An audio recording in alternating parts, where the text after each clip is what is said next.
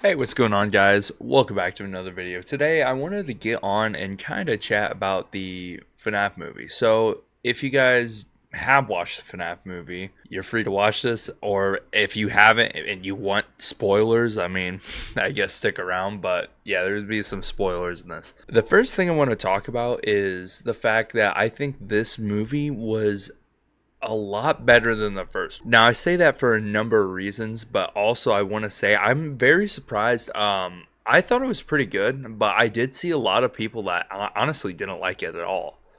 Like terrible reviews on the movie, and I don't think it's like terrible. Like it's definitely I thought it was a pretty good film.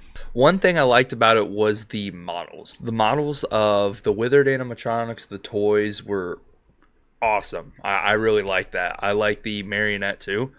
When the marionette would possess someone, I didn't really like it at the start, but then it kind of grew on me. And not only that, but they definitely took the scaring to another level. Um, in the first scene, I think Hard carried the entire movie.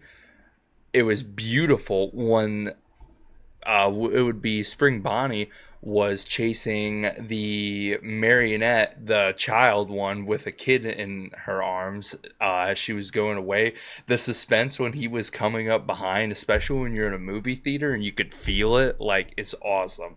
Not only that, but when the girl goes and or like this spooky paranormal team goes to this the old pizzeria and finds the music box and turns it off. When the marionette comes out and then possesses that girl, Lord, the crawling scene when that she's possessing that one girl and then she just starts crawling at I think it's is it Vanessa? I think it's Vanessa. But yeah, I thought they did that very well. Not only that, I seen that they tried taking the scaring and the gore. They actually listened to everyone. They took the scaring and gore to like another level to make it actually live up to that PG-13 role, and it was pretty good, honestly. And what was really crazy is the fact that it felt bigger, more animatronics. Not only that, but they weren't just stuck to a pizzeria. They were actually able to roam the town,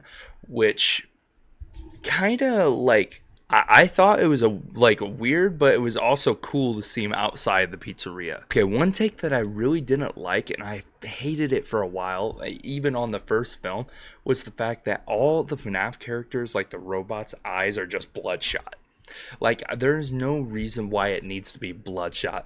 It looks like the animatronics were just hotboxing that pizzeria the entire time. They come out just blazed. Like I just don't understand why their eyes need to be bloodshot. But other than that, I think the models are pretty realistic and gets right down to the minute details of all of these. I really like it. Another thing that I actually did like about the movie was the fact that when the main character would go and he told Vanessa to go find Abby or something like that, he actually sat in the office, and then I seen the mask in the corner. I'm like, no way, he might be actually playing the game, because it showed the literal office. Unlike in the last movie, there was no office. And in this one, he actually got to play the game. He put the mask on and stuff. And then when he did that and scared off the first animatronic, I was like, I wonder how he's going to figure out Foxy is not going to fall for that. And they did an alright job at portraying that.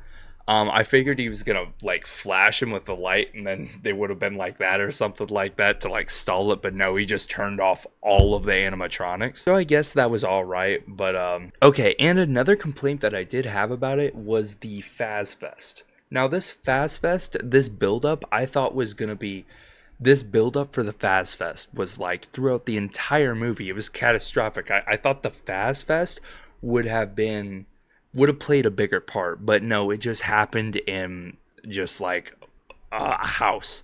I don't necessarily like that it just all took place in a house, but what was kind of wild is those 2014 animations. I don't know if anyone's watched them, but I am also guilty of this. Is the animations where animatronic versus animatronic. I thought I was like, dude, I was like, no way.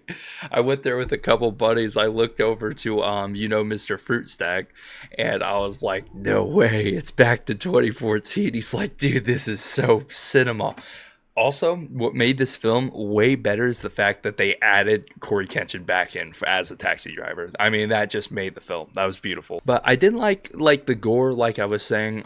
They definitely stepped that up a bit. Or like when Toy Chica gave that one principal guy or teacher the Omni-Man treatment when he just crushed his head like a watermelon. That was pretty cool. But other than that, I don't think this film deserves the hate that it's getting. I feel like it was alright, but I think it's definitely more or less like a build up to the FNAF 3, because I'm not too big of a FNAF nerd, but for someone who's going in that doesn't know too much, I feel like it could have been built and obstructed a little better. But other than that, I am actually really hyped for the FNAF 3 because my favorite character in the entire franchise, Springtrap, will be returning and will be the star show or the star of that movie. But yeah, that was just my take on it. Now, don't let anything I tell you to shy you away from, or anyone else tells you to shy you away from at least trying and watching the movie, because I feel like everyone has their own takes, and I feel like you just need to